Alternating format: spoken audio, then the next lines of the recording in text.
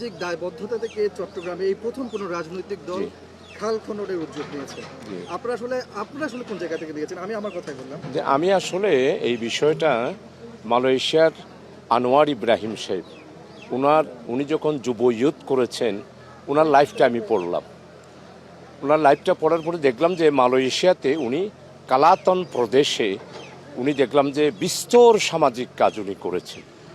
আপনারা জানেন ওনার বিরুদ্ধে অনেক ষড়যন্ত্র হয়েছে, 20 বছর জেল কেটেছে, কিন্তু এর আগে ওনার কাজটা ছিল রাজনীতিকে উনি কোনোদিন নেগেটিভভাবে নেন নাই, রাজনীতিকে উনি পজিটিভ নিয়েছেন এবং এটা থেকেই আমি আসলে মানে উৎসাহিত হয়েছি।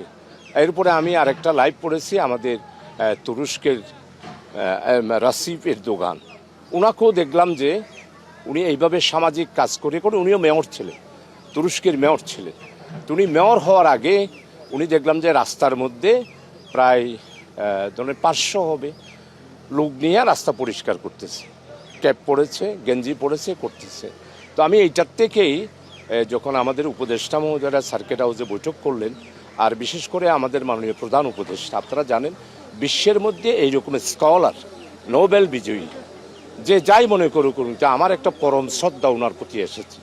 প্রথম হলো যে ওনার একটা জাতিসংঘের ভাষণ, এরপরে জাতির উদ্দেশ্যে ভাষণ, এরপরে যে রোহিঙ্গাদের ওখানে চিটাইঙ্গা ভাষায় ভাষণ, এই সবগুলিতে আমি ইন্সপায়ার্ড হয়ে সার্কিট হাউসে আমাদের ফজল কবির খান, ফারুকে আজম, বীর বিক্রম উনি সহ যে বৈঠকটা হলো সেখানে আমি কমিটমেন্ট দিলাম।